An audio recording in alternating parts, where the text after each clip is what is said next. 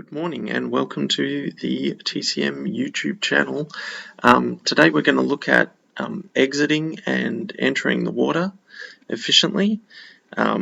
These are skills you can use both in the surf and even shallow water entry beach starts like lakes or rivers.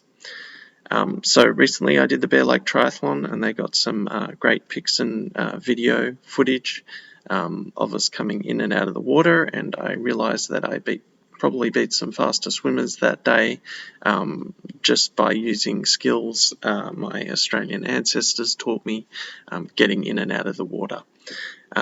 So I'm going to explain some of those skills today with the help of a strapping young New Zealand bloke I found on YouTube in red speedos for your entertainment, and he's going to walk us through how to enter a surf break, but these can also be applied in a lake or a river that's got a shallow start. So let's give him a listen. Hi, I'm Glenn Anderson. I'm here today to talk to you about surf swimming techniques. Well, I've just been for a warm-up run, and that's the most important thing we do before any session. Right, it's really important that before any session we go out and we check the conditions, because there's no point in going out and starting a race and breaking your ankle right at the beginning. Now what I'm doing here, I'm just checking the bottom. I've marked my line where I'm going to run in and I've spotted the can. There's no point in me checking anywhere else on the beach. So what I'm doing here, I'm looking for holes and any uneven surfaces in my run in.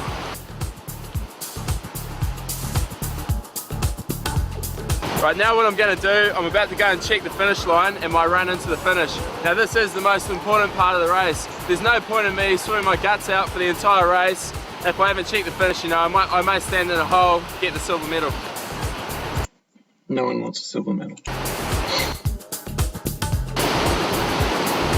The surf race can be broken down into a number of key elements.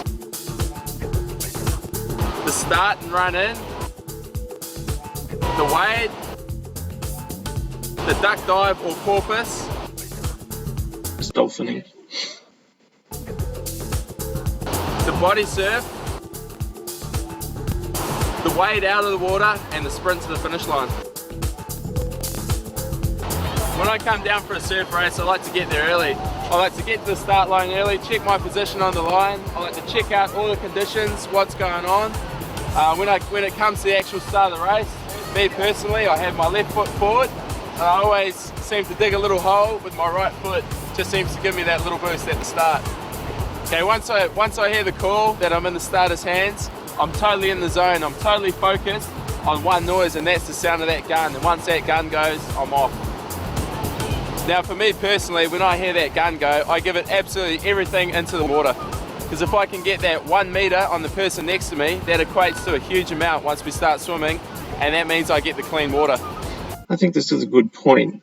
You don't want to worry too much about pacing and the first 50 yards. You're not going to explode or bonk because you went too far in the first 50 yards. If you are lucky enough to be involved in a mass start, forget about the first 30 seconds and just go as hard as you can to find some clear water.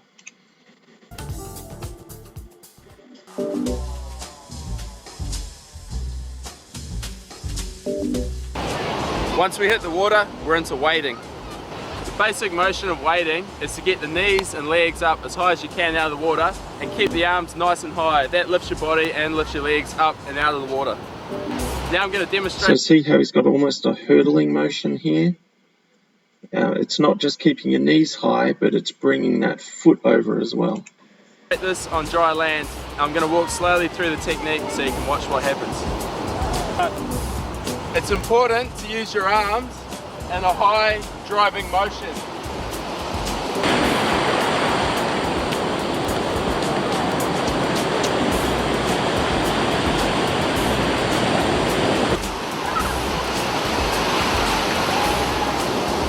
So he basically runs until he can't run anymore, and then he starts what I call dolphining, and they call porpoising or duck diving.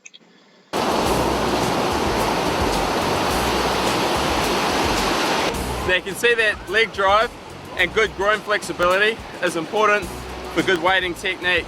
so it's really important that you keep your stretching up.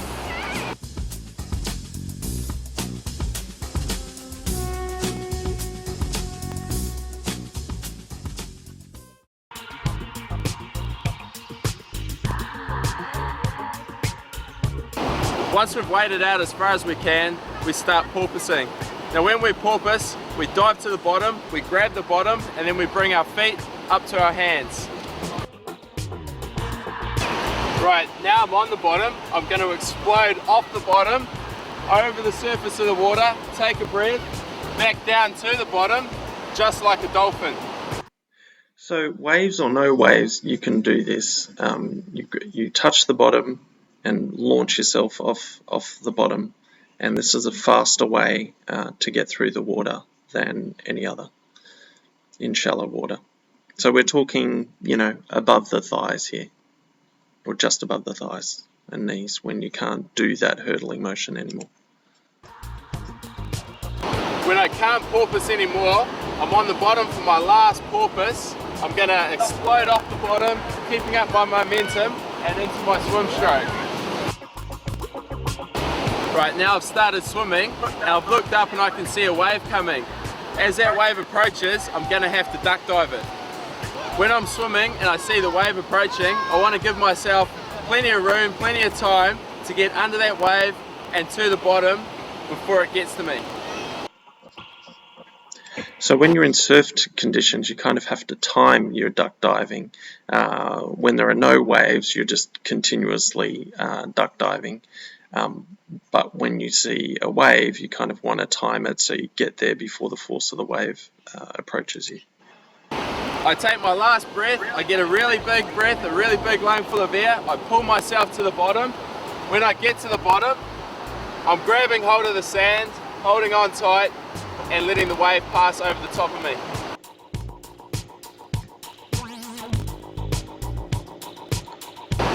Now there's a few ways I know when the wave is gone. I can look up, I can see the wave, I can watch it pass over the top of me, or I can hear it and feel it pass over the top of me. Once I know the wave has passed me, I'll explode off the bottom, back up, and into the swimming motion once more. So opportunities to catch a wave in a triathlon on exit are fairly rare. But when they do occur, you can make up 30 seconds to a minute easily just by catching a wave when others don't. I can also show you a little bit about what to do when the waves are too big if you're inexperienced, and how to stop that pulling you back, or worse, taking a tumble before you get out of the surf.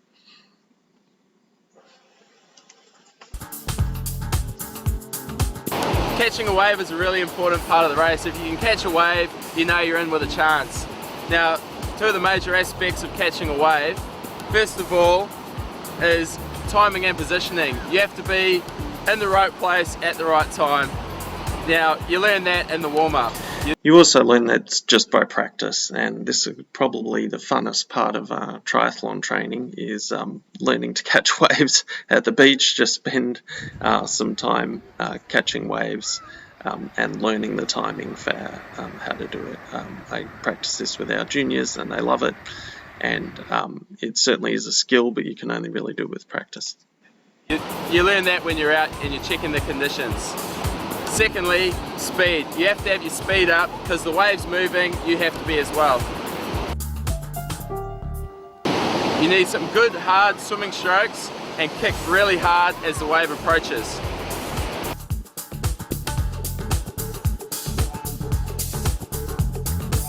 Now once the wave has picked you up, it's important to keep your body rigid and your arms out in front. Now when I'm coming down the face of the wave, I use that opportunity to take a really big breath, because when the wave breaks around me, I'm not going to get a chance to have a breath for a while. I'm in there, I'm in amongst all the turbulence, and I'm kicking as hard as I can, driving to get in front of the wave.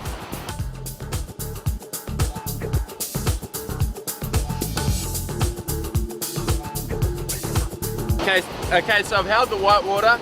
I'm heading back to the beach now. I'm nice and rigid, and I'm using this opportunity to take some breaths and back into that streamlined, rigid position.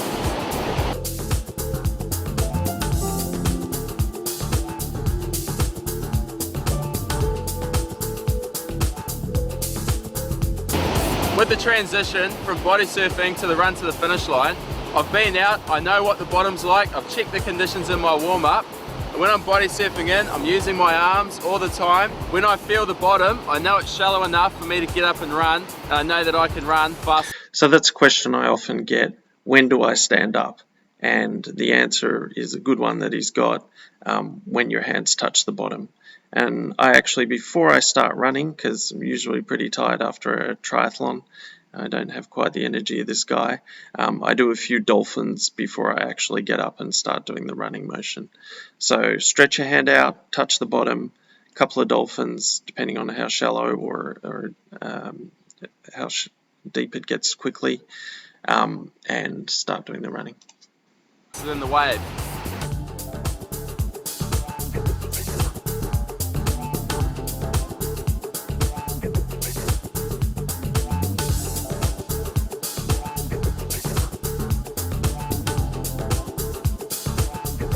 So this is an example of an unusually big surf break coming in from a triathlon to exit the water, and I just want to show you what you can do if there's either dumpers, which are like hard breaking waves, or the waves are simply too big when you're exiting the water.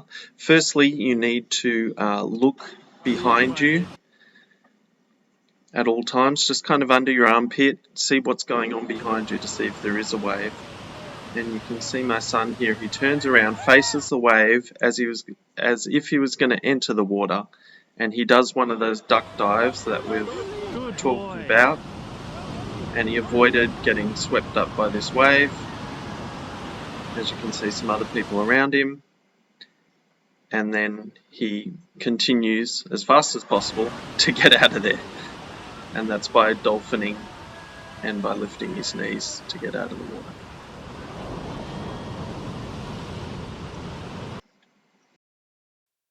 Thanks for listening, and don't forget to subscribe to our YouTube channel.